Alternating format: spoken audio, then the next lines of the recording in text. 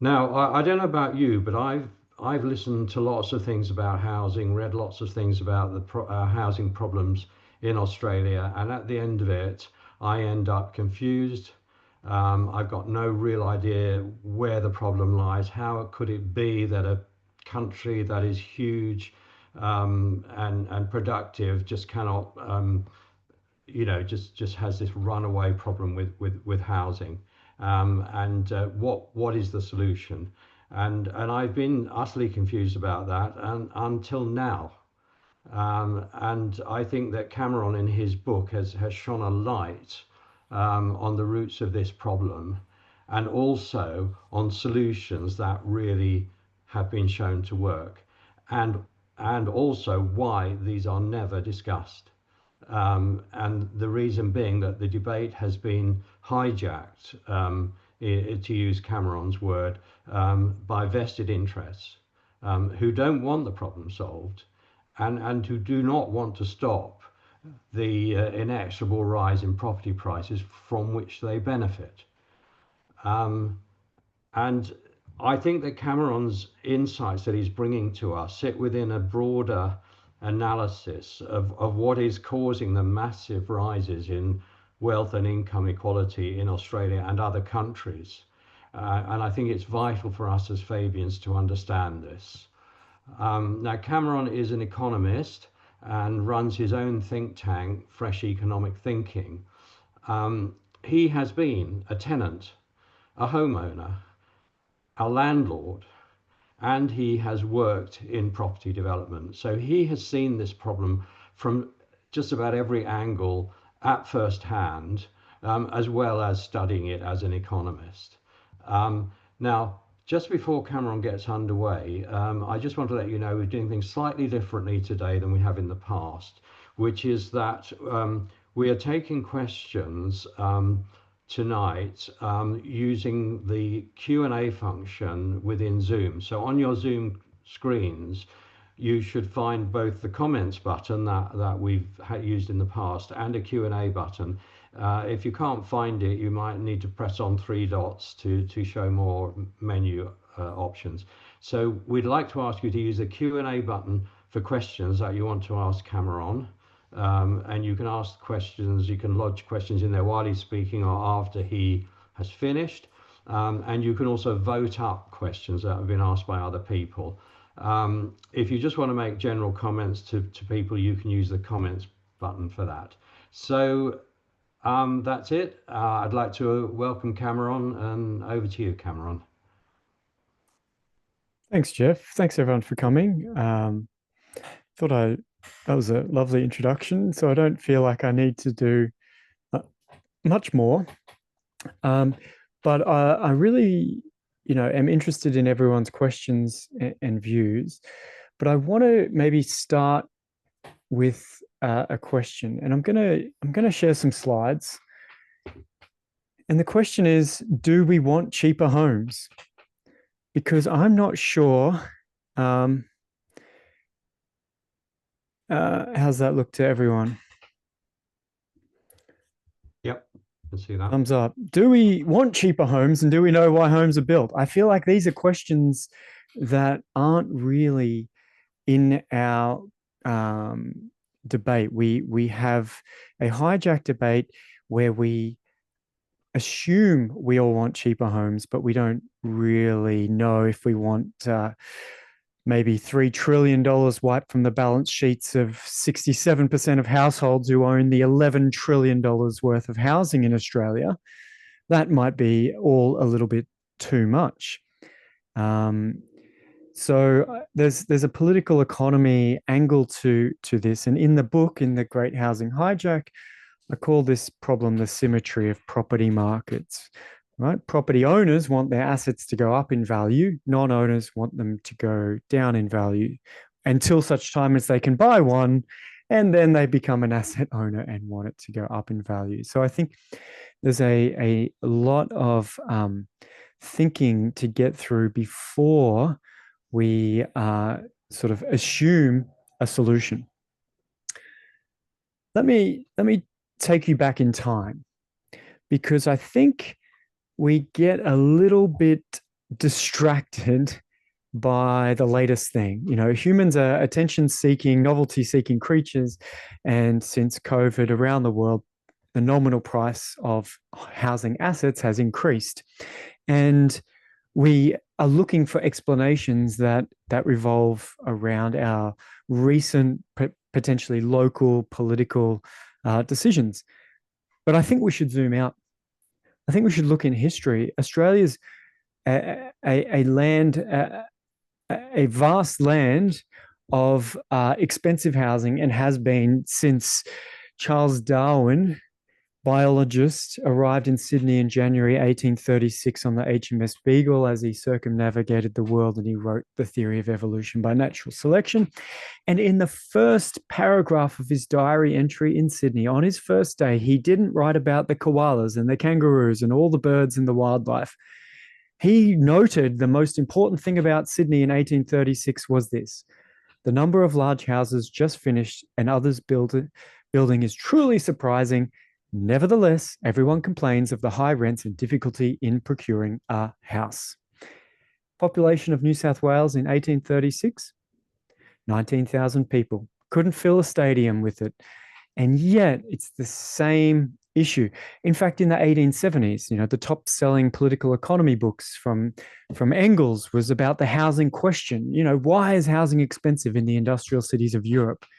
So I think it's important to keep in mind, if we want to think about housing, to pause, to zoom out, and to think we are not unique in 2025 in Australia, whether you're in Sydney or Brisbane or the Gold Coast or wherever it's boomed. I think Adelaide's boomed. Perth is booming again. We should zoom out and understand this as an integral and cyclical part of the economy that has happened for many hundreds of years. And that's going to give us clues about how we might produce a better housing system. So that's a bit of context. And what you might find is that a lot of people has some very strong views. Some very confident economists will say it's all supply and demand. There's not enough homes, too many people. We need to get out of the way. The market knows the right number of homes. If you ask them what the right number is, they don't know. It's obviously not the right one currently because they think the price is wrong. I don't know how they know. But supply and demand is being abused and misused in this conversation. These words in economics don't mean the number of people or the stock of homes. They have a specific meaning, which is the willingness to trade, the willingness to buy, and the willingness to sell during a period of time in a specific market. So you can have lots of different populations and stocks of homes, and if the price is rising, well, sellers don't want to sell an asset going up in value, right? The willingness to sell goes down when the price goes up. So I think we're being sort of dragged into a conversation using this jargon that isn't warranted. And I think we need to be much more clear about what the market can and can't do and how it operates if we want to understand how policy levers could change what's happening.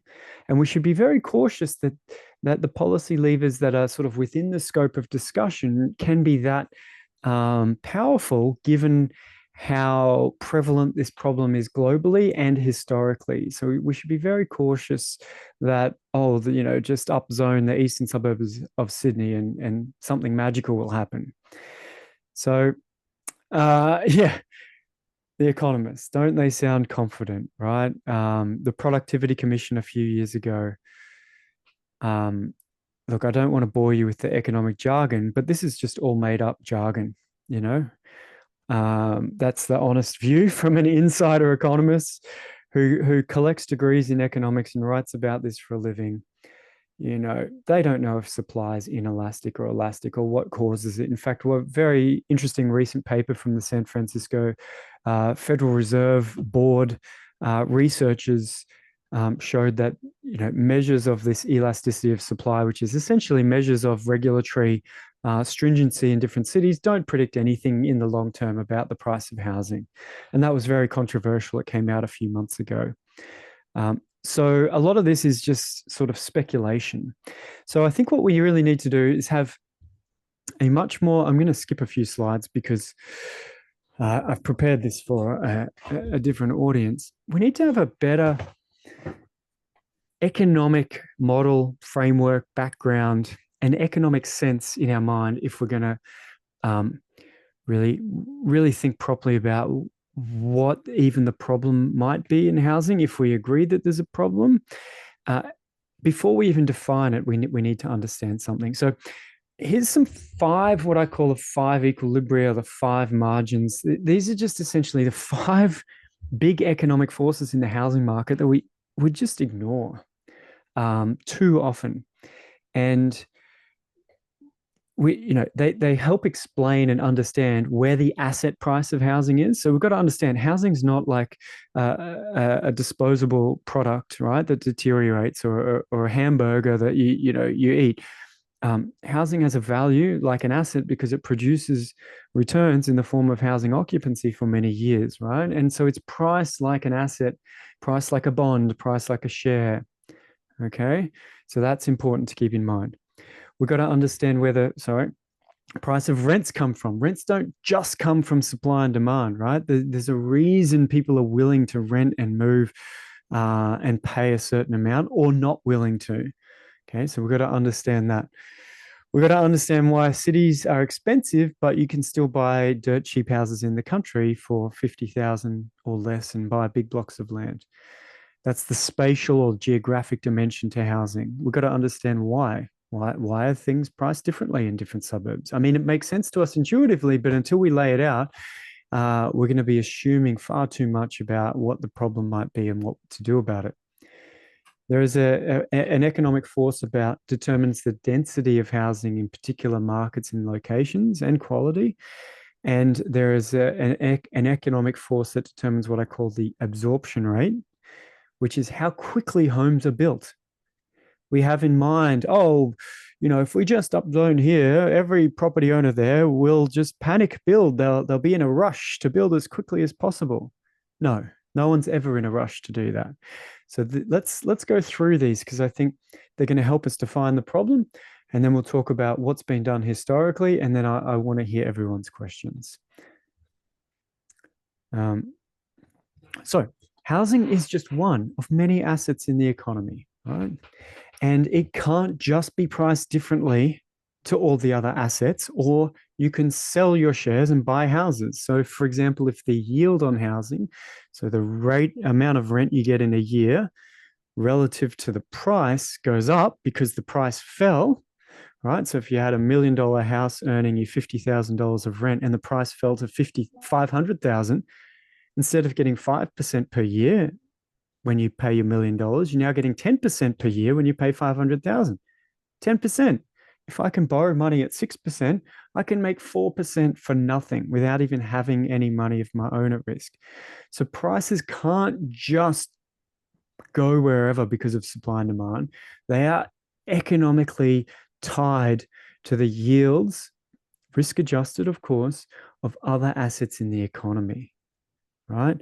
This is why during COVID, when the whole world dropped interest rates to zero, the price of renting a house became higher than the price of renting money to buy a house, right? And so when the price of renting money to buy a house is lower, people do that instead. And in the process of all those people using that money to buy, the price rises. We can actually have a quick look here at some historical yields, and we can see they're actually relatively flat. So they're kind of what you'd expect. You can see the 2020 decline here. So this purple line is for units, capital city average. You were getting about 4% yield prior to COVID. Then it dropped a little. A decline in yield, if rents are flat, is actually an increase in price. And then you've seen an increase in yield, which is predominantly due to rising rents. And the effect of that period during COVID, when the price of borrowing money was less than the price of renting, what we saw was an enormous increase in owner-occupied first home buying. Now, one of the issues that comes up today in 2025 and did last year in 2024 was that young people can't afford houses anymore. But this chart shows you, of course, they can't afford houses today because everyone who would have bought in 2022 and 23 already bought a house in 2020 and 2021, right? When the cost of borrowing was lower. So the only people left today are those who would have already had a much harder time or are more likely to buy in the future than today. So we've pulled forward a bunch of first home buyers. And in fact, if we look historically, um, from 2016, when we had a census year, to 2021, when we had another census year, the rate of home ownership in Australia actually increased from 66.4 to 67%. So this line here was high enough to slightly increase the rate of home ownership up until it was August 2021 here, right? So it's also still possible that in 2026, when we do the next census next year, the rate of home ownership is actually higher than it was in 2021 and higher than it was in 2016. Partly that's compositional effect due to people, more older households, but it's important background for understanding what might be the problem with housing today. I'm going to skip a few of these charts. Let's talk about the second issue. We've talked about housing assets. Housing assets are tied to the rest of the economy. High interest rates will push prices down eventually. A lot of people are saying, look, that doesn't work because prices haven't collapsed yet with the high interest rates. And I would say, yes, the important word there is yet, because in New Zealand they have, and in Canada they're falling. And of course, the rising rents in a lot of areas have sustained those yields. But all of that has to be considered. So one of the important then ingredients is the rental price, right? So the yield, how much you get from rent relative to the asset price. Well, the rent's determined by something. The question here is, can we just oversupply housing? Will someone do that? Will the market do it for us and push down rents? I think we need some context here as well. I'm not sure who's listening, but I'm going to guess that most of you won't believe me when I say, whoops, that the rent to income ratio for renter households, and that's important because a lot of what's in the media is the rent of a suburb to the income of a suburb, which pulls in 70% of households who are homeowners, puts their income into the average, including retirees on the pension, and says, oh, look, it's unaffordable to rent in these suburbs. Yes, there are more unaffordable in suburbs than others, but across just the renter households, the rent to income ratios have been flat for decades on average, right? And this is what you expect if the rental price on average is an equilibrium outcome. It's constrained by some market force, which is the income of renters. And what's funny, if you go back to the archives, 1911 was the first New South Wales inquiry into rising rents in Sydney, and rents were pretty much 20% of income for renters in 1911, just as they were, if I go to, sorry, that's New Zealand, just as they were in 1990, 2000, 2010. There was if there was ever a rental bubble in the private market, it was actually the mid 2010s, and it's come off since then. Of course, there's a lot of error on this on these survey data, but you can go to lots of other countries too. You can go to the US and look at the rent to income ratio for renters, and you can see pretty much a flat line, and then a new survey methodology, and then another flat line. Right, this is back from the 80s. You can go to Canada, and you can see the shelter cost to income ratio from the survey, from the census for renter households, more flat lines with a little bit of error. In fact, Canada, if you believe it, was cheaper to rent in 2021, which makes a bit of sense given the COVID disruptions.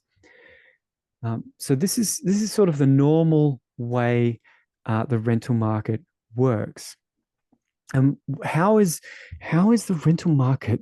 How is it stuck there? Why can't we get it down below 20%? Right? How can it be that on average? Well, you think about rents as a trade, right? I can take more part of my income and I can buy a bigger home. I can have fewer people per household. I can renovate or improve my home. I can move to a better location, or I can spend money on other consumer goods and services. And what happens is we try and we get a better home and a bigger home and a better location until, on average, roughly that amount. And then we sort of go, hey, no, I'll rather have a better car or more holidays or whatever it might be.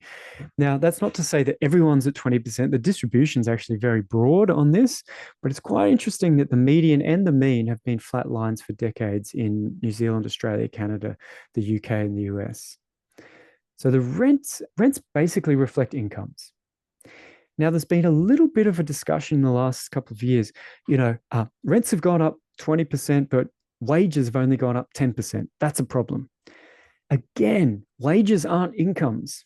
Wages are 40% of the incomes in the economy. Other forms of income include dividends, include interest payments, include self-employment income, and include other government payments. So what's actually happened is, yes, some wages were flat, but on average across households, people were working more hours in different jobs, receiving more either interest income or self-employment income. And so the income to rent ratio is basically flat. Now, we have had a lot of immigration, and the net effect of that is people reallocate amongst the households until you sort of return to this number. We actually, in 2023, had the fewest people per dwelling in Australia at any point in human history. We had the biggest dwellings, the best quality dwellings, and the fewest people in them.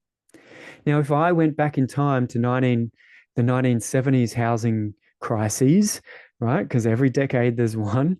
And I said to you, well, it's going to be half as many people in houses that are twice as big in 2025. They would have gone, oh, yeah, well, housing must be really cheap and affordable. Everything's solved. And we're actually living in their future complaining about the same thing. So I think that's important to keep in mind. So that's the rent. Third thing, why do rents and prices vary so much across place? And I think this is relevant for our conversation because we're not super concerned about the price of housing in general. We're concerned about the price of housing in desirable places where other people we want to live near already live. There are plenty of cheap places no one wants to move to in Australia, just as there are in most countries.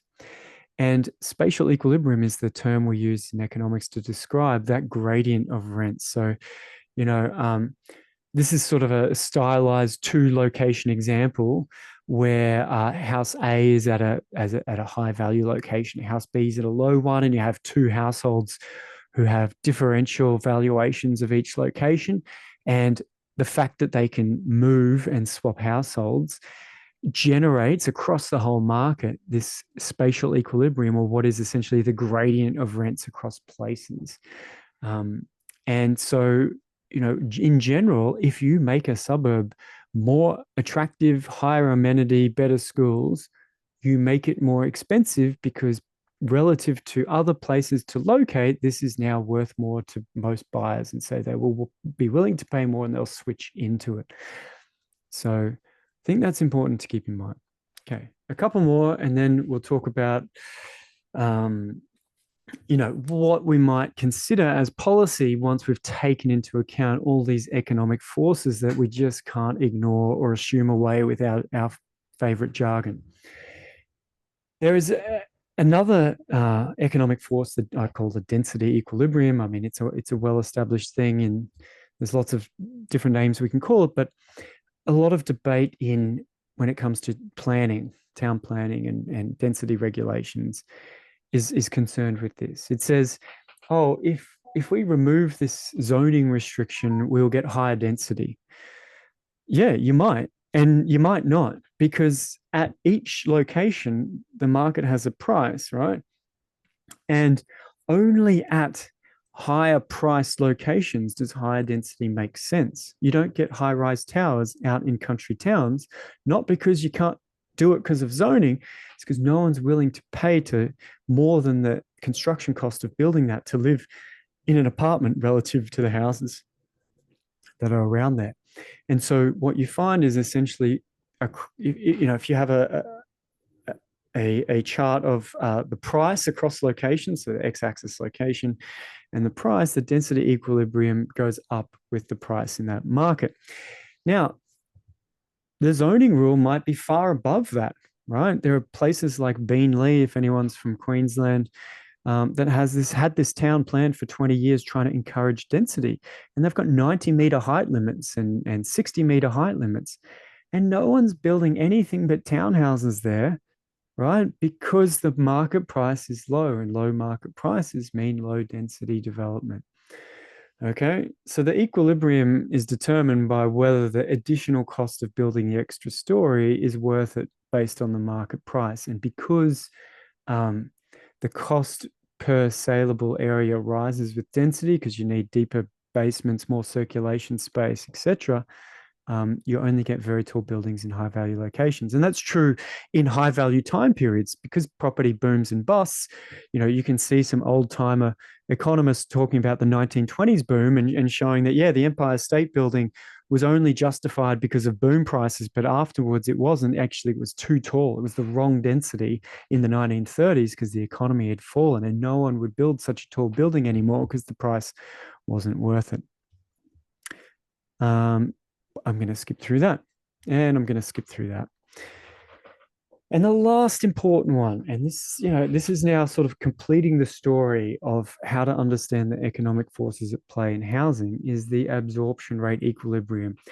It is essentially the force that regulates how quickly homes are built, right? Markets don't build tomorrow's houses today. They build today's houses today and tomorrow's houses tomorrow. Even if tomorrow's houses are feasible today, they can be even more feasible tomorrow, right?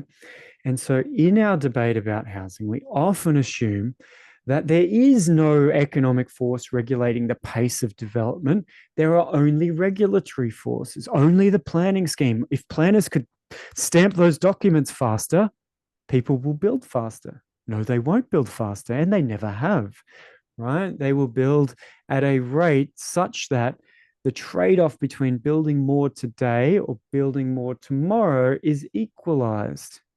And that is maximizing the value of each individual project and across the market, right? So the rate of return for waiting regulates this pace. That's why you see price booms and building booms sort of following each other through the cycle, because you don't want to just build fast when demands fall and people stop buying and further suppress the prices. You want to slow down to minimize your effect on further depressing prices. And so this is really important because we have in mind this idea that no, the market will deliver the right number of homes at the right pace, and that will get us to this magical price. We don't know what it is, but apparently the current price is wrong. But the market never does that. The market right now, for example, in the last couple of years when construction costs were rising, what does that signal to the market? That signals build fewer homes. The smart, informed market participant sees those price patterns and responds logically as we want them to and says, hey, if prices have stopped rising and construction costs have gone up, the market's telling me to slow down and build fewer homes, and maybe in the future is the right time to build homes. We want the market to do that. We don't want to be like China and have ghost cities. We want the market to do this. I think to circle back to the first point, to re-emphasize this point, building a home is an asset portfolio reallocation. It's not like a production decision at my local market of, am I going to sell more burgers at lunchtime? I've got to give up the returns to my cash that I'm going to pay my builder. I've got to give up my return of the capital gains on my undeveloped land to get a home, which I hope is making a better return. So you've got to understand the full opportunity cost given up to build a home, which is why there's such a sort of strong force regulating that absorption rate. I've got lots of articles about this on Fresh Economic Thinking. All right, let's get now down to what we might do. And then perhaps I can't see the time for some reason because my phone's filming me. But one sort of avenue is that I'll build to rent, you know, selling off the plan new dwellings and apartments to people that, you know, there's a limited capacity, but if only there were large institutions, maybe super funds that would buy buildings and rent them out, they wouldn't be subject to those absorption rate equilibrium forces and they would just flood the market. Well, not quite. So this photo is called the Smith Collective. It was the Commonwealth Games Athletes Village at the Gold Coast in 2018. They built 1,251 dwellings, all finished for the Commonwealth Games. I contacted the property manager there. So it's now a build to rent project, and I'll tell you some more interesting stuff about it. But I contacted them 3 years after the Commonwealth Games. And I said, how's it all going? How's like, do people like the build to rent thing? What are the advantages you see as a corporate property manager? And they said to me, well, uh, we're about to release building 5 to the market. We've been on a staged release strategy so as not to flood the rental market. This is a quote from their email to me. 3 years later, so they'd left half of them vacant for at least 3 years, more of them vacant. I think they only just leased it up in 2023, right? So you're talking 5 years of many vacant, already built homes in a build to rent project, because the optimal thing for them to do is not upset their new tenants with lower rents for their next tenants. It's to sort of meet the market at a pace that keeps them happy and keeps the renters happy. The funniest part about all of this is that the state government didn't want to fund this. And so what they did is they cut a deal with an investment fund to build and own it on state government controlled land. And it's funny because the Queensland government didn't want to, they thought it was a terrible idea to build this. But you know who thought it was a good idea? The Abu Dhabi government, because the Abu Dhabi's foreign investment fund paid for this. So a foreign government thinks build to rent housing is a good investment at the Gold Coast, and the Queensland government thinks it's a bad investment and wants a foreign government to think it's a good investment. I mean, you can't make this stuff up. And this is indicative of the state of our conversation about housing. Apparently, for the government, houses are terrible. They're the worst investment ever. I often talk about the magic suit, right?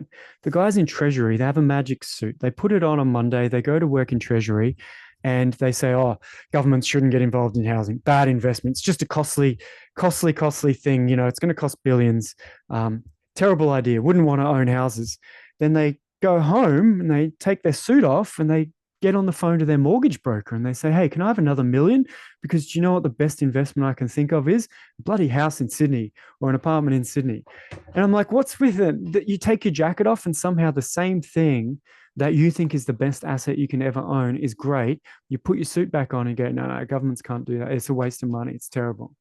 And this is the example. All right. I'm going to skip through some of that and some of that because I think we are now getting to the question of, well, considering all of that, what do we even want? Right? What do we want? There are trade-offs here. Do we want lower prices? Well, I can assure you, you're not going to get elected if you intentionally crash the price of everyone's biggest asset. Okay. John Howard famously said, no one ever bails me up on the street to complain that their house price is going up. Right. So that's an issue. Do you want higher home ownership? Well, that's an issue because some people think we need more build to rent. And the way you get higher home ownership is you punish landlords so that investing in housing is a bad investment relative to other assets, and they sell to owner occupiers. There's no way to get higher home ownership without getting less rental housing, because those homes, the ownership of those 3.3 million homes has to swap from investor owner to owner occupier. And it's funny because in Victoria, you see this playing out now with they've got a new land tax in Victoria for investors. And the industry is complaining, oh, look, there's fewer rental bonds registered in Victoria. We got a shortage of rental housing. And I'm like, yeah, because all those investors sold to homeowners. That is what happens when you get higher home ownership. And the point of this chart here is to show that during Australia's home ownership wasn't always very high. Okay. In the metropolitan areas, this solid black line, it was only a 45%, right, in the interwar period. It was higher in the regional areas, predominantly because we gave people free land to move to the country after the First World War. We shot up rural home owning, right? Some of those were a failure, too small, wrong location. Some were a success. The next big change happened in the metropolitan areas after the Second World War with our publicly run housing schemes. And part of that mix was to retain the rent controls of the Second World War so that landlords gave up on those houses and sold them either to tenants or to other owner occupiers. And that was a big driver. And in fact, if you read the studies on rent control, and this is such a taboo word in economics, right? Honestly, it is like a trigger word, but it shouldn't be because the studies on rent control show that yes, you get fewer rent controlled houses, but the way to get your home out of rent control is to renovate it, which is adding supply and quality, which we think is good, or to sell it to an owner occupier, which we also think is good, right? No one bulldozes the house, right? And so that affects, you can see it in some of the data in San Francisco and the Boston studies in the US, that rent control encourages sales to owner occupiers. That also was part of what happened after the Second World War, as well as the Commonwealth state housing agreements, where the states did a lot of development with Commonwealth funding to sell at discounted rates to first home buyers. And that got us up from 45% roughly and to the peak in 1971, which was 72% home ownership in Australia. You can also see Singapore there, which I plotted, because Singapore is the world leader in this, right? At independence in 1963, Singapore had something like 22% home ownership. Most people were renting slums. It was not a great time, but the massive public expansion shot up home ownership in just 2 decades to 85% or so. It's 83% right now in HDB, which is the public developer, and a few percent in the private market. So most Singaporeans, right, they have a discounted home that they own. So what do I suggest? Well, I suggest this: if, pardon me, if you want to do something, and that's a big if, because a lot of people don't. I actually I moderated I moderated a panel a few weeks ago in Sydney, and everyone on the panel agreed, oh, we need to fix housing. We need a strategy to fix housing. Let's all strongly agree and talk our book. And so I was the moderator, and I said, okay, so how much would you like the price of houses to go down? How would you know you were successful? And this was Jennifer Westacott, who's the former business council lobbyist, now dean at one of the universities, said to me, oh, no, I don't want the prices to go down. No, I want them to go up, but I just want them to go up at an orderly rate. And I'm like, well, how do you know that's not what's happening? I mean, is this whole thing fake? So I just want to reiterate to you, and I'm interested in your questions. A lot of the conversation is fake, right? Developers go, oh, if you only let us build more houses, we'll sell them cheaper. No, you won't. Now, no one's going, just because I got upzone, I'm giving everyone a discount, okay? No one says, oh, just because I got upzone, I'm going to flood the market and auction 400 apartments next Saturday. No one does that, okay? So everyone's talking their book. Now, assuming you did want some people to occupy housing in desirable places, because there's lots of cheap places, and not pay whatever the prevailing rental price is, there is nothing stopping any government building houses for people and renting to the people who don't have houses at a price they think is fair. And whatever mechanism you use to do that, however you structure your organization, that is how cities around the world today, historically, after the First World War, after the Second World War, and today around the world, that is how wealthy cities uh, allow for lower income people to live in desirable areas. That is it. I have looked.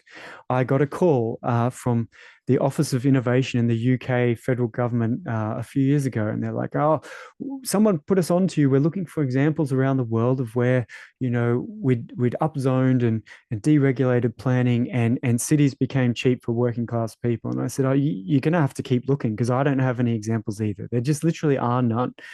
Right? The way you do this is you have to have a non-market option, just like the way we started schools. We just built public schools in every suburb and gave every child a free access to school. That's how we got everyone into school because that's not what was happening beforehand, right? And so I've proposed to adopt Singapore's approach, call it housemate because, conjoined single word policy names are the trend in Australia, and, it's inspired by the castle. Basically, a public developer, however you organize it, you can control the system and outsource to private developers who give you, subcomponents of their estates or parts of their projects or apartments in their building. Doesn't matter how you acquire, whether you pay the builder, have your own builder, as long as you control the program or the system, you just got to get houses, however you get them. Go and send a mystery shopper out there to auctions on the weekend. I don't mind. And then you got to rent them to people who don't have houses at a discounted rate. And we do a little bit of that. Like we do have the community housing providers, there's income limits, there's discounted rents, and people can do that. We do it in a sort of complicated and way, but you can do it in a very simple way. And my proposal is just to copy Singapore because Singaporeans don't rent their house, the discounted house. They buy it and they can resell it on a secondary market, a parallel market where any other buyer also has to be a qualifying non-home owning Singaporean citizen aged over 21 who's married or whatever the criteria are these days. And so you can buy a small apartment in your 20s, and then in your 30s, you can sell it. You have to occupy it for 5 years before you can trade it. And then you can buy a 5-bedroom one from the public housing provider. And some new 21-year-old can buy yours. But that person, what anchors the price is that you're keeping the provision of new homes at a regulated price by the system. So that's sort of my proposal to do something. If after we've considered all that history and all those economic forces, you still decide, yeah, we're going to do something, just do it directly. And so, for example, we had the Housing Australia Future Fund, and I gave evidence to them. And I'm going to stop sharing. And I said to you, what's really interesting is you're a future fund, you got $10 billion, you're not buying housing assets. You're buying every asset you can find but houses, which is the whole thing that you want to provide. What is stopping you from buying land with your 10 billion and building houses? They're also assets. And what's hilarious is if you go to the New South Wales public housing owner, who I don't know what they've been renamed, they were Landcom and then there was something else. If you look at their balance sheet is just like a fund, right? It owns all these houses in Sydney and across New South Wales, and it goes up in value each year. And guess what? It went up from 34 billion in 2014 to 54 billion in 2019, right? That's $20 billion they made from renting houses cheaply to poor people across New South Wales. And for some reason, we forget that, right? We forget that houses are assets, and the government somehow, the same guys in Treasury think they're the best investment once they take the jacket off, but once they get into Treasury, they think they're terrible. So that's housing. What does everyone think? That's brilliant, Lachlan. Thanks so much. And I think people on the call, you've just blown their minds as you blow the minds of anybody that reads your book. Um, it's it's so revelatory. I mean, just a couple of comments from me, and then I'll you know hand this over to people in the audience. I mean, the big thing that came across to me also, and you've said it tonight, is that there are two things that work: rent control and having a public housing sector. Um, and it's just it's an empirical fact. I mean, we can debate all these things as intellectually as we like, but the evidence if I understand you correctly, is that Hmm. those are the two things that work. So, if we want to fix housing, those are the two things we should do. And yet, those are two things that are never talked about, and are almost, like taboo. Um, They are, yeah. Sorry? They are. They are Yeah. taboos. Yeah. Yeah, and also to me the big thing is that this housing debate is conducted as it's a question of supply and demand, market prices, and again, if I understand you correctly, what you're pointing out is no, it's a question of asset prices. Houses are assets; they're priced like any other asset on the risk adjusted yield. You can buy a house, you can buy a share, you can buy a bond, and that's how you will decide. Um, that's what determines Mm, prices. And all this talk about, oh, we're not building enough and all that sort of thing, we've got regulation that prevents us building, mm, it is quite beside the point because mm, people who have land have building approvals. I mean, one thing that again, you talk about in the book is that there's tons of housing approvals. We're not short of, approvals for housing. It's not a problem of regulation. It's a problem of the people that have those housing approvals want to maximize the price that they get. And if they can maximize the price by waiting, they'll mm. wait. So um, I think that a lot of people find this intuitively very difficult because we've thought about it in such different ways up till now. And so I've got to choose people to give the floor to. Do you want me to just scroll down some of the questions in the If Q&A, you'd and like to, then we yeah, can by open all up means, yeah, to pick your own if you like. and There, then we there can was open it up to people to ask them. And there was one, if I may, Cameron, just mm, just that start me off. I'm just trying to find the name of the person, but someone who said she worked, I think, in public housing, and she was looking at. Oh, here we are, Kate. Doubting that rents really do remain affordable. And I think that I'll put you on in a moment, Kate, and if you can unmute and so on. But it's very difficult intuitively to think that how surely rents are going up. Surely you're having to pay more, or maybe you pay the same but you get less. And I think intuitively people find this your proposition that no, rent's just 20% of income. Very hard to almost believe. So, Kate, if you're there, can I put you on and can you ask a question? Um, well, yeah, I guess I'm great talk too, Cameron. Um, I've retired last year, but I worked in housing support since the 90s and predominantly with people on a fixed low income. Mhm. And it just became impossible to find them housing anywhere. I moved people further and further and further out to Mhm. even regional country areas, and that dried up. So that became a really big issue, I guess. And we were just the canary in the cave in the inner south of Melbourne, a bit like Sydney. So I think that is a huge issue because at the same time, public housing contracted and people, you know, are being moved around.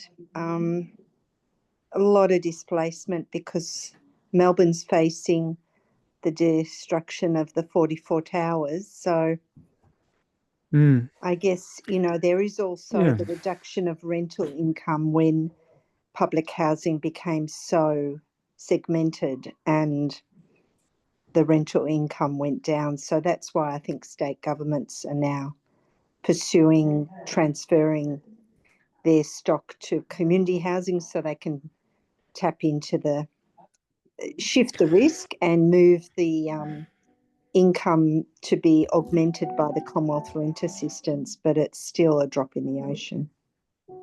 Mm, yeah. Look, I mean, you almost got to think about housing as an inequality issue, right? And there's this geographic dimension to that. But if you give half the people in a city a 20% pay rise and half not, you're going to get a housing problem, right? Because those people are going to move to better locations and outbid those other people, right?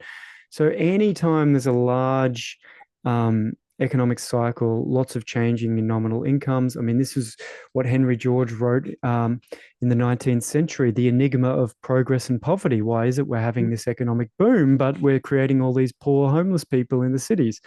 Well, it's because the reordering of the rank of income is a huge deal, and I think that was been a huge deal globally since COVID as well. So yes, that the mean and the median is still 20%, but I wish I had.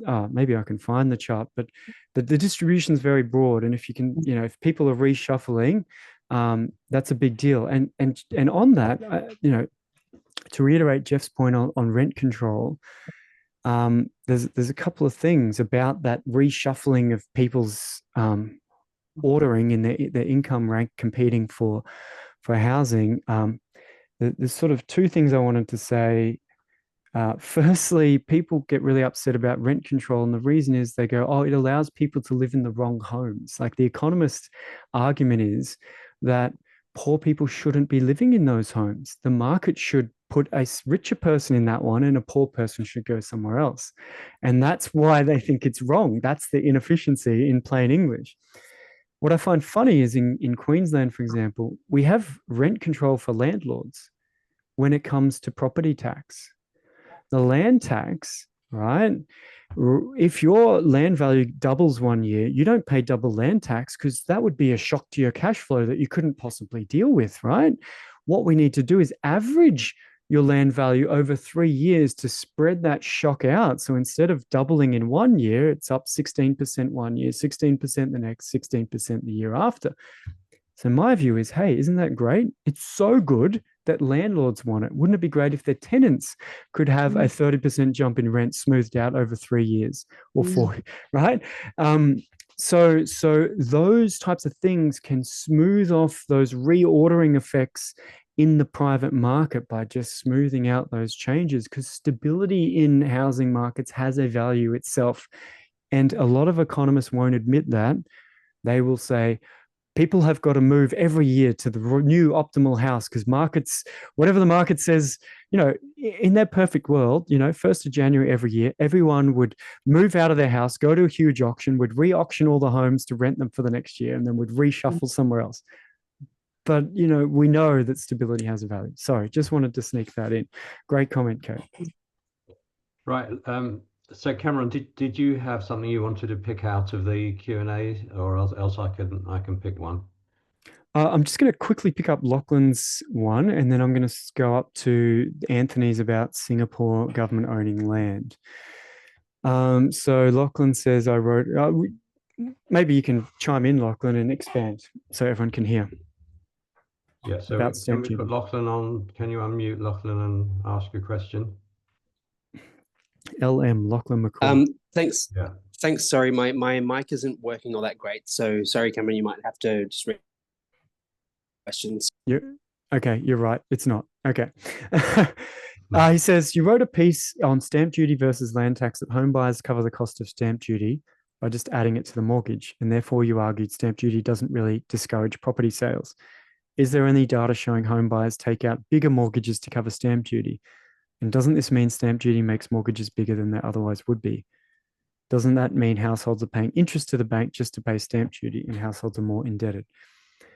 So this comes back to the asset pricing part of housing, right? If the house is sort of a residual value, right? It's so you have a total amount you're willing to pay for that yield. And then if there's costs like stamp duty, you subtract them out until you pay the seller what's left over, so that the total cost gives you that yield. And so someone like Andrew Lee, who's now a politician, was a former professor at ANU, he showed that when you decrease stamp duty, the price goes up so that the total cost, the stamp duty plus price, stays the same, right? What that means is that it's incident on the seller. So people aren't paying more. They're just splitting what they were willing to pay between the seller and the state, right? So they're paying the seller, let's just say they're willing to pay $1 million and stamp duty's 30,000. Instead of paying $1 million to the seller, they're paying 30,000 to the state government and 970,000 to the seller. So there aren't extra costs. What it does do is, because it's triggered on a transaction, so the more transactions, the more you pay, there are fewer transactions from stamp duty. Again, this is why economists say, get rid of stamp duty. It's inefficient. Why is it inefficient? Because people don't buy and sell houses enough. I'm like, why is that inefficient? Like, don't we want people to not buy and sell houses every year? I mean, is it good if every house sells every year? Is that the most efficient? And they miss the part that higher turnover necessarily will happen with investor owners more than owner occupiers. What that means is that renters will see their landlords sell more often when there's a lower transaction tax, because transactions are cheaper. So we transact more. And what's interesting, New Zealand doesn't have a stamp duty. And the main reason tenants move in New Zealand is because their landlord sold. It's like the fourth highest reason in Australia. And that's what happens when you have more transactions in the market. And again, with the housing debate, we kind of always ignore this flip side, right? So we go, oh yeah, we want prices to go down. Oh, you want everyone to have lower asset values, lower net worth. You want their mortgage to be worth more than their house. No. I just want prices to go down. Okay. I want more turnover. Oh, so you want landlords to sell more often and kick the tenants out? No. I just want the good extra turnover. Okay, come on. We're economists. We can see both sides. So that's my answer to that.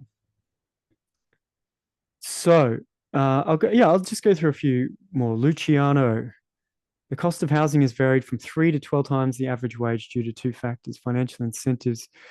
The public and community housing project keeps falling. Should we put Luciano on to ask us? Yeah. What? See, we like to do that. Luciano, are you there? Can you unmute and ask a question?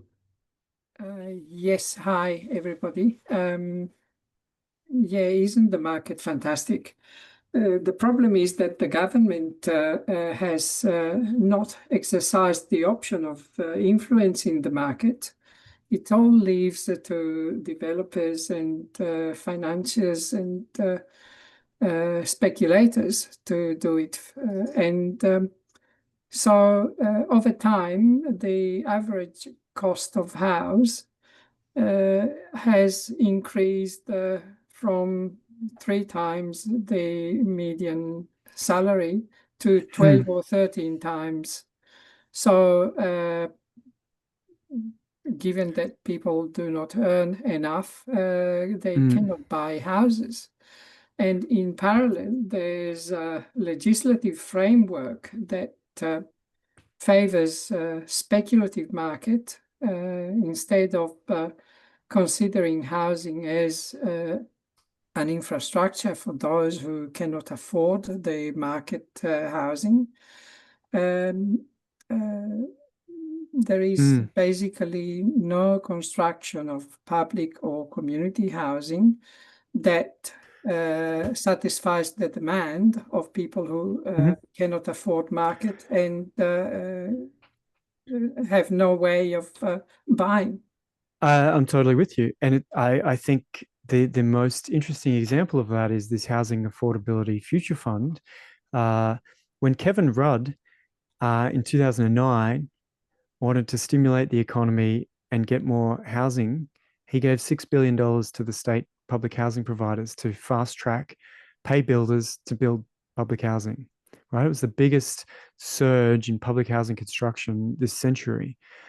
This time, we bought basically Apple shares, BHP shares, Nvidia, a few treasury bonds, and we got, paid Peter Costello $500,000 to look after that, right? Now, admittedly, that fund is distributing money to community housing providers doing new projects, right? But it's a little bit different to just throw $6 billion and say fast track it and dribble it out with a few $100 million per year. So I find that very interesting. Your other point, though, about the price to the wage, I'm dead against this price to income ratio as a measure of anything meaningful, right? Because the cost of money in the economy changes, right? So, when the interest rate's 10%, you can borrow $1 million, you've got to pay $100,000 a year just to pay the interest, just to rent the money, right? When the mortgage interest is 2%, like it was during COVID, You can rent $1 million for 20 grand a year. It's 5 times cheaper to rent $1 million when the interest rate's 2% compared to 10%. So of course the asset price is going to vary considerably over time, especially comparing the 80s to the 2000s. Now, someone else made a comment about, tax incentive for investors and negative gearing and stuff like that. Now, there's a lot of you'll see your charts of prices rising in 2001. I think the capital gains discount calculation was changed then from an inflation adjusted base to a 50% discount on the nominal gain. And a lot of people go, look, immediately after that, prices went up. Unfortunately, that also happened in New Zealand, Canada, the United States, Spain, the UK, right? A lot of that was simply the eventual adjustment to the lower interest rates that occurred during the 1990s recession, right? Getting from those 1980s high levels down to sort of 7%. So they pretty much halved, right, during the 90s. But because there was a recession, we didn't quite get the boom. So there's a cyclical element to it, and that's why it happened globally at that time. So the other one I wanted to pick up was Anthony Gill about Singapore owning all the land, Singapore government, so it works. Did you have anything more on that, Anthony, or do you want me to just answer it as it's written? Do you want to Anthony Gill. put your question, Anthony? Just switching on the microphone. Oh, Great. just answer it as written, Cam. That'd be Oh, good. okay. Thank you. So Anthony said the thing with Singapore is the government owns 90% of the land. How will that work in Australia? Well, there's this really great thing we have in Australia called the ACT, where the government also owns all the land and has a territory housing developer called the Suburban Land Agency, or whatever it's called these days. And so you could literally replicate it one for one. I mean, you don't have to build towers. The physical design of buildings can be whatever the city wants, right? So there's no problem. Secondly, in high value, high density locations, the land value proportion of the price of a home in the market is actually not especially high, right? So I've done a few calculations in the book of a riverfront site in Brisbane that was acquired. You're getting away with a per dwelling cost of land between $50,000 and $100,000, even in Brisbane, Sydney, and Melbourne on the Gold Coast, if you do large sort of master plan projects with lots of towers and integrated uses. So I don't think it's sort of tangible. And I've got a report called something Housemate that's online, and it runs the numbers, and it's much of a muchness, right? We can buy land and compulsorily acquire it for bridges, roads, tunnels, Olympic venues, stadiums, casinos in Brisbane, you name it. For some reason, we can't do it for public housing. It's hilarious because I'm in the local community group, and there's this big industrial site, and we've said, can we just acquire it and fix it up? We shouldn't have a glass factory, in the middle of riverfront Brisbane next to the South Bank parklands and $1 million apartments. It took until the Olympics, and then the government said, oh yeah, we really need to acquire that now. Forget 2 decades of the community asking for public housing and parkland to deal with the density. No, now we can use our amazing compulsory acquisition powers and do something. And what's hilarious is that government got voted out, and the new government doesn't want the site anymore.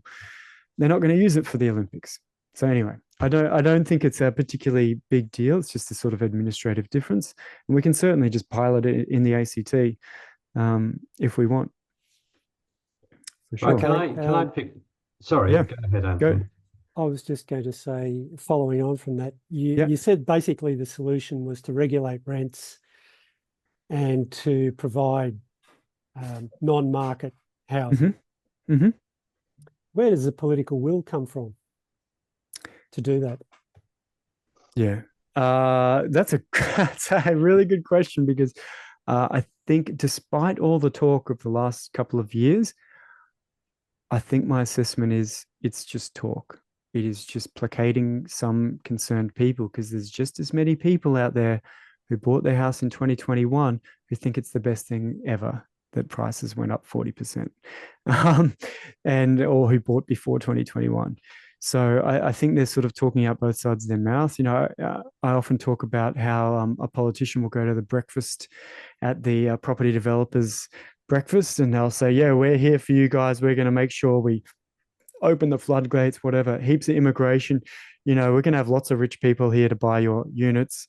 And then at dinner, they go to the social housing provider and go, oh, we're going to try and keep prices and rents down in the market for everybody. Like, no, you're just saying what your audience wants to hear. So unfortunately, I don't think there's a political will. I mean, you know, even in the 1930s depression in the United States, I should read this out because it's hilarious. You know, they wanted to start a public housing build, and the New York City landlord lobby group just went nuts with a campaign to undermine it. And this is President Truman. Actually, sorry, this is in 1949, after the Second World War, when they're trying to reintroduce the New Deal stuff. He goes, I do not recall ever having witnessed a more deliberate campaign of misinformation and distortion against legislation of such crucial importance to the public welfare. The propaganda of the real estate lobby consistently misrepresents what will be the actual effect of the bill and consistently distorts the facts of the housing situation in the country. So they lobbied against it because it's a competitor. And you will see this because the Greens essentially adopted housemate, you know, what's his name, Max Chandler Mather.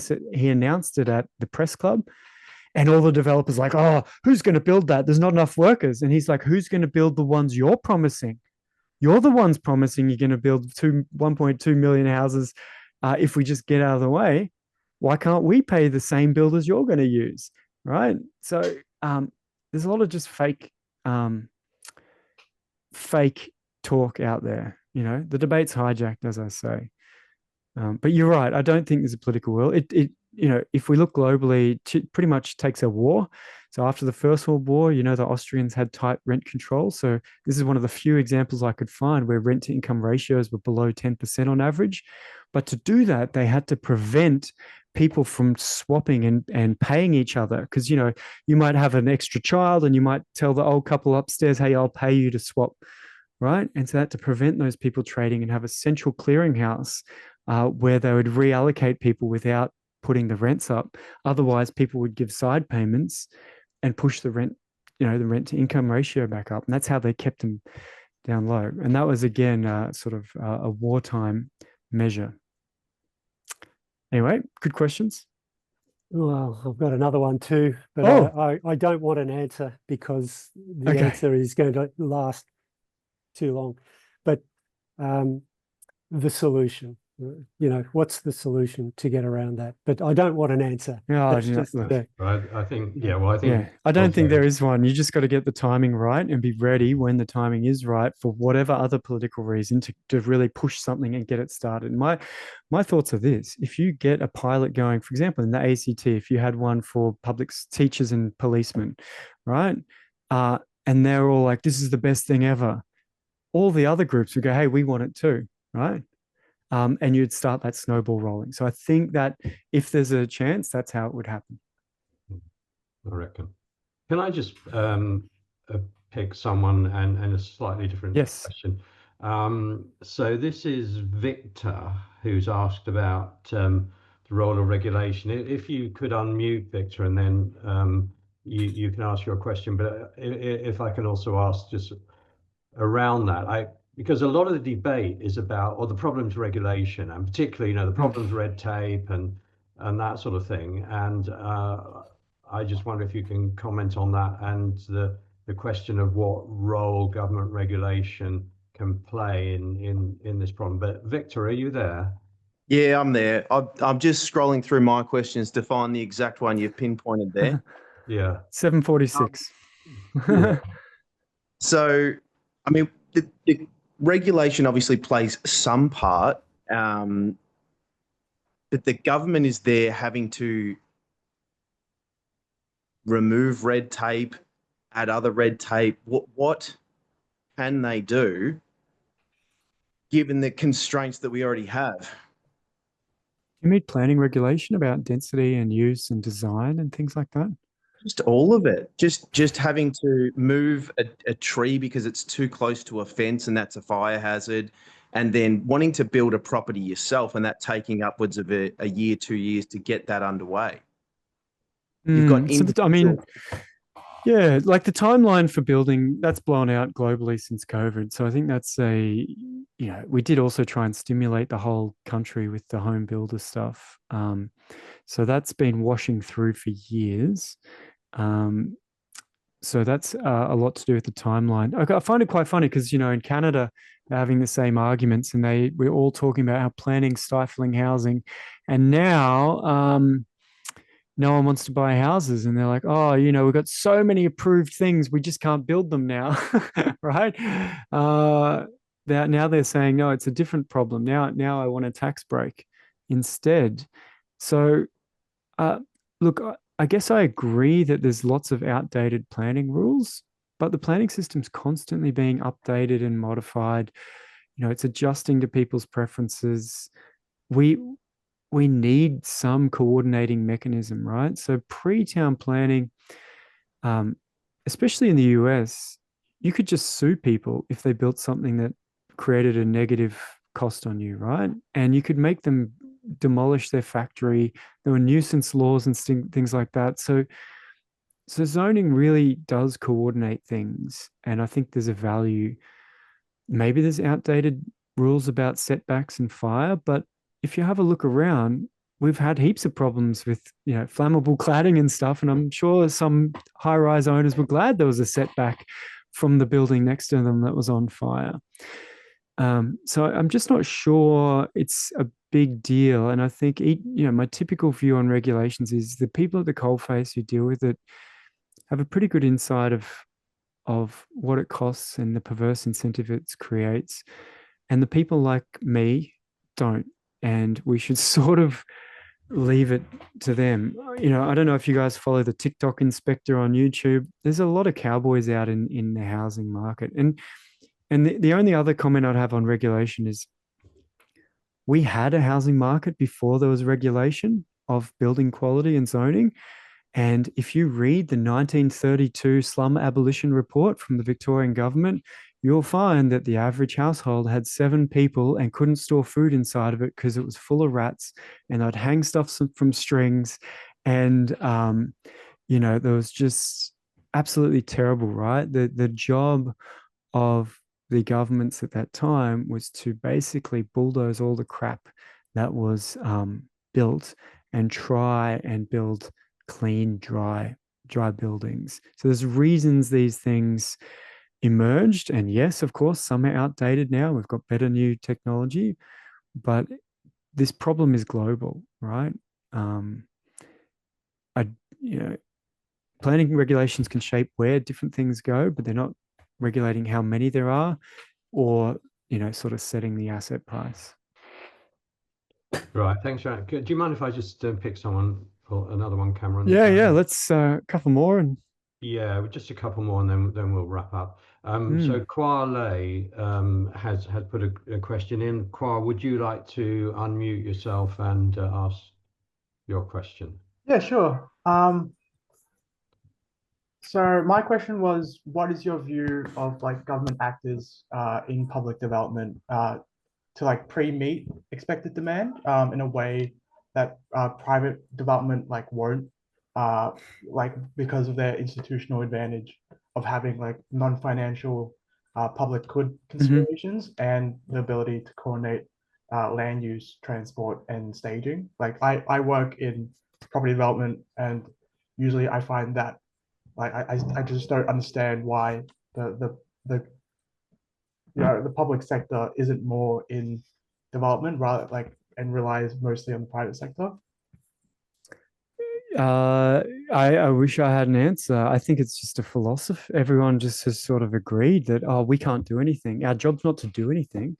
And I've actually, it's such a good question because I've mulled it over for so many years. And I've got these many drafts articles and things called The Doing State. And it essentially says people want the state to do things, but for some reason the state believes it can't do anything. But that's what people want it to do. And so we end up with the HAF, right? We could never build a home. I'm like, you don't have to build, just hire the people who do it. and pay them. Like, you procure all sorts of things, and I don't know why this is different.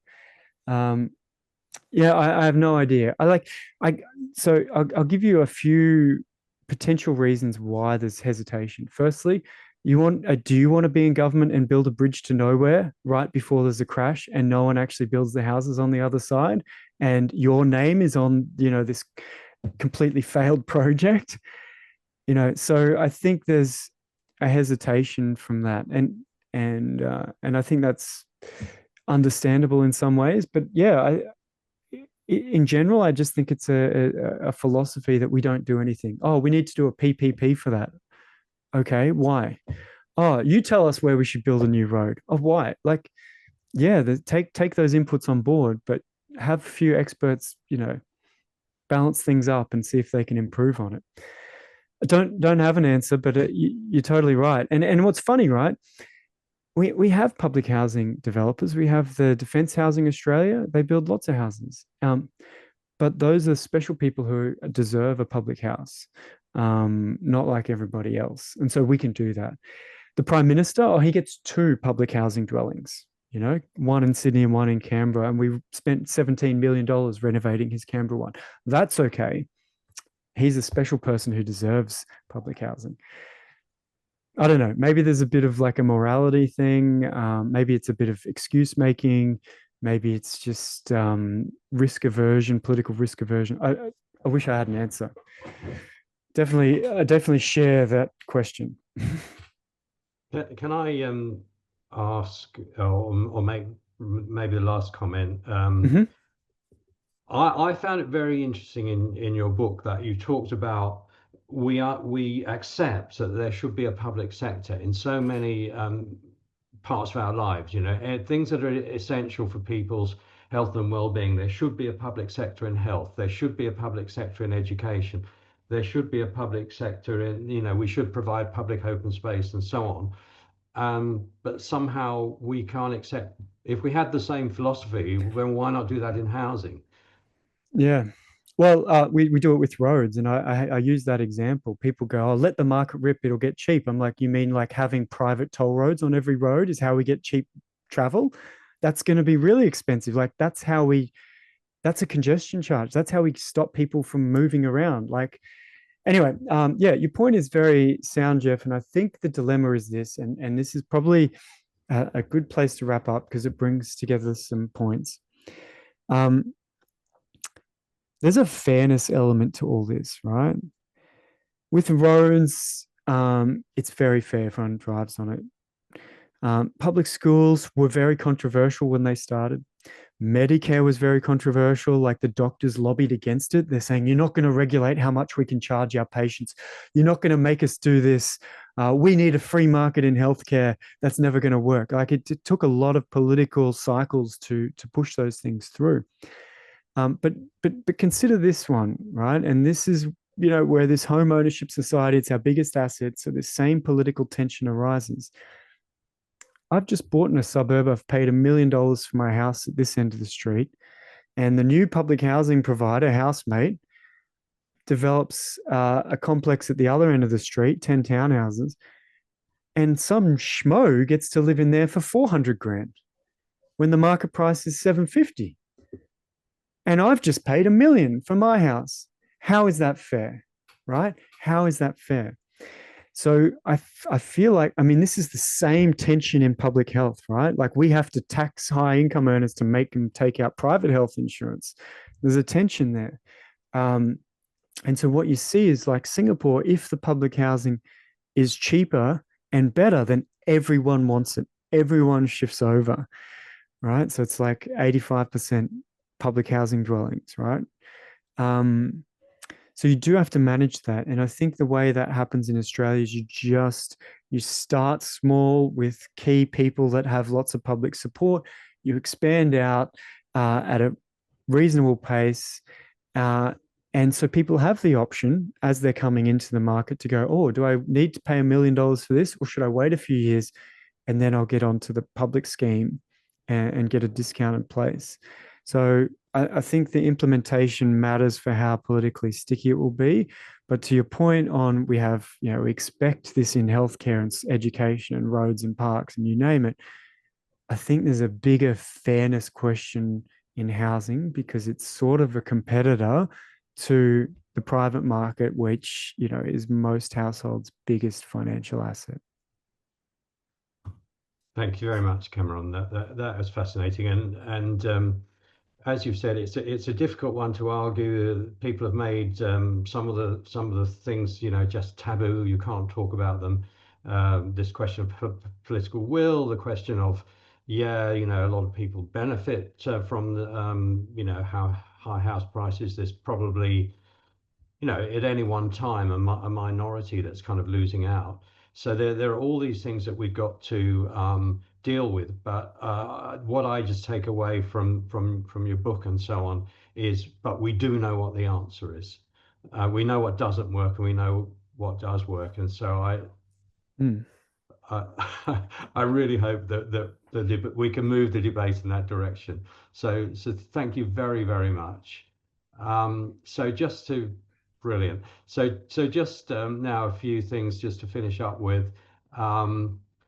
So just to let people know about further events that are coming. There's an event from Queensland, which Queensland branch is putting on in early September about taxation with two very good speakers, John Quiggin and Bill Mitchell. So I hope people are aware of that one and are signing up for it. We in Victoria have been planning for a long time to put on an event about the Australia in a changing world, with sort of a nod to the way that Donald Trump's shaking things up at the moment. And we've got a brilliant speaker lined up, but we're trying to tie him down to a debate. Clinton Fernandez, his new book Turbulence: Australian Foreign Policy in the Trump Era, is coming out in mid-October. So I'm hoping that we will have Cameron speaking to us in October. And at the moment, just to pencil into your diaries that our annual dinner we've penciled in for November the 18th. We haven't yet got a speaker, but we sorry, I was distracted by a comment that came up. But we are thinking about doing something about this question of generational inequality, which is, of course, related to the housing question that we've talked about. So those are things that are coming up. If you're on this call and you're not yet a Fabians member, please join. And thank you very much to everybody, and good night. Great, thanks.